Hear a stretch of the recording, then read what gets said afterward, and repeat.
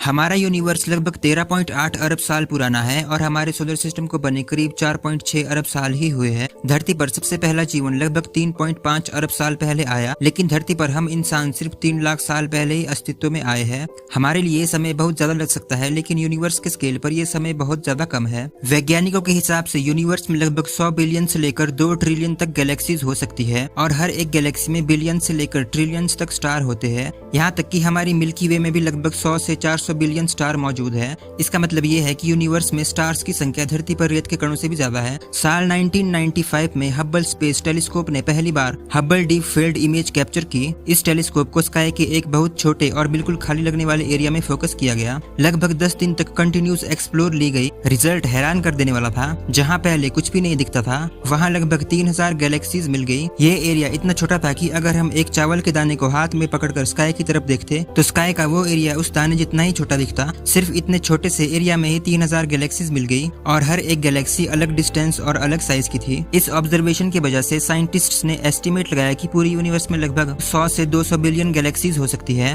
लेकिन बाद में और डीप ऑब्जर्वेशन की गई, जैसे हब्बल अल्ट्रा डीप फील्ड और जेम्स वेब स्पेस टेलीस्कोप के डेटा के बाद ये एस्टिमेट बढ़कर लगभग 2 ट्रिलियन गैलेक्सीज तक पहुंच गया। हमारी अर्थ सन के हैबिटेबल जोन में स्थित है, इसी वजह से यहाँ पर पानी तरल अवस्था में मौजूद है। वैज्ञानिकों के अनुसार स्टार के अराउंड वो एरिया जहाँ टेम्परेचर इतना हो कि पानी लिक्विड फॉर्म में रह सके और जीवन के लिए कंडीशंस ठीक हो, उसे हैबिटेबल जोन या गोल्डीलॉक्स जोन कहा जाता है। लेकिन यूनिवर्स इतना बड़ा है कि इसे पूरी तरह से एक्सप्लोर कर पाना लगभग नामुमकिन है। हमने आज तक यूनिवर्स का सिर्फ वही हिस्सा देखा है जिसे ऑब्जर्वेबल यूनिवर्स कहा जाता है। ऑब्जर्वेबल यूनिवर्स का रेडियस लगभग 46 बिलियन लाइट ईयर है, लेकिन इसका मतलब ये नहीं कि लाइट को यहाँ से आने में 46 बिलियन साल लगे। दरअसल बिग बैंग के बाद से यूनिवर्स की उम्र लगभग 13.8 बिलियन साल है, लेकिन क्योंकि यूनिवर्स लगातार फैल रहा है, इसलिए जिन जगहों से ये रोशनी चली थी वो आज एक्सपेंड होकर हमसे लगभग 46 बिलियन लाइट ईयर दूर पहुंच चुकी है। इसका मतलब ये है कि हम यूनिवर्स को उतना नहीं देख पा रहे जितना असल में वो है, बल्कि सिर्फ उतना है जितनी इसकी रोशनी हमें बताने के लिए वक्त दे पा रही है।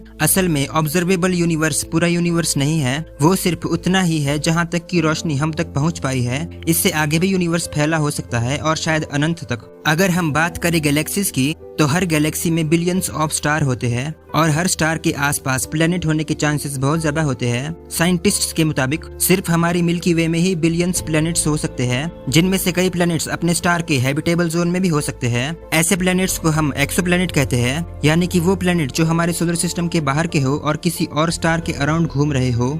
अब तक हजारों एक्सोप्लैनेट्स डिस्कवर किए जा चुके हैं, जिनमें से कुछ प्लैनेट्स ऐसे भी हैं जो अर्थ जैसे हो सकते हैं। यही वजह है कि साइंटिस्ट्स लगातार ये सवाल पूछ रहे हैं कि क्या हम यूनिवर्स में अकेले हैं। सोचो, अगर एक छोटी सी गैलेक्सी में इतने प्लैनेट्स हो सकते हैं, तो आखिर पूरे यूनिवर्स में कितनी ऐसी जगह हो सकती है जहाँ पर लाइफ एग्जिस्ट करती हो। और इसी सवाल का जवाब ढूंढने के लिए एक कॉन्सेप्ट दिया गया, जिसे हम कार्दाशेव स्केल कहते हैं। इस स्केल के हिसाब से सिविलाइजेशन को उनकी एनर्जी यूज करने की कैपेसिटी के बेसिस पर 3 टाइप में बांटा गया है। इसमें 3 टाइप की सिविलाइजेशंस मौजूद है। सबसे पहली सिविलाइजेशंस है टाइप 1 सिविलाइजेशंस, यानी कि वो अपने प्लेनेट पर मिलने वाली सारी एनर्जी, जैसे सोलर, विंड्स और ओशन की एनर्जी, सबको स्पेशली यूज कर सके। ऐसी सिविलाइजेशंस नेचुरल डिजास्टर को कंट्रोल कर सकती है और अपने प्लेनेट के क्लाइमेट को मैनेज कर सकती है। लेकिन सच ये है कि हम अभी तक टाइप 1 सिविलाइजेशन भी नहीं बन पाए हैं। हम अभी तक टाइप 0 सिविलाइजेशंस है, या लगभग 0.7 लेवल पर। और गाइस, अब बात करते हैं टाइप 2 सिविलाइजेशंस की। टाइप 2 सिविलाइजेशंस अपने स्टार की पूरी एनर्जी को कंट्रोल कर सकती है।